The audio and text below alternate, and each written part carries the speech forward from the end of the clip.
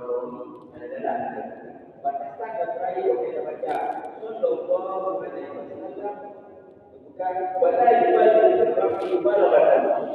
Besar juga suaranya suara-suara yang ada perayaan sampai di mana. Maka oleh karena itu gimana beliau ada beliau dalam membaca selawat dan salam pada Nabi Sallallahu Alaihi Wasallam adalah binayat ma'asum. Apa yang disebut kita baca Sallallahu Alaihi Wasallam itu dalam ramanya adalah dua tidak berdoa di diriku, tapi suaranya tidak berlebihan. Yang ada beliau baca selawat dan salam pada Nabi Muhammad Sallallahu Alaihi Wasallam. Jadi beliau untuk saling mengingatkan saya kepada kepada keluarga, mari kita beliau selamat dan saling kepada Rasulullah Sallallahu Alaihi Wasallam. Karena ayat yang Allah kata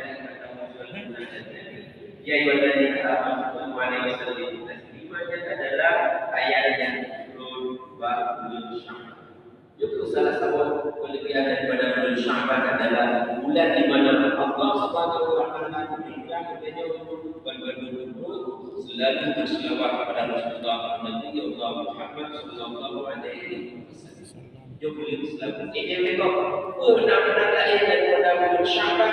Nama lain daripada bulan Sya'ban adalah bulan selawat. Bulan selawat kita berdoa baiklah saya kepada Allah sallallahu alaihi wasallam. Kemudian Sya'ban itu mana? Sya'ban itu adalah bulan yang kanan. Dan Sya'ban itu jauh setelah Nabi Muhammad itu kanan. Mana di dalam berbagai riwayat masalah Ibrahim itu kanan. Sya'ban adalah masalah Nabi Ismail itu kanan. Sya'ban adalah Allah itu kanan betul. Seperti masalah. Kemudian pemangga Sya'ban diantara yang Sya'ban itu khair. Kemudian Sya'ban karena yang Sya'ban benar yang Sya'ban itu kebaikan yang besar. Dia merupakan ketika pakaian dunia apa menanti kebaikan dalam bersama yang bersama fi kebaikan kesini pulau apabila itu dengan kebaikan cuma pulau kebaikan besar kebaikan bagi maka kemudian dengan syafat maka syafat berbesar sangat kebaikan di dalamnya yang salah satu pengertian syafat. Kemudian syafat juga untuk Arab untuk syafat adalah jalan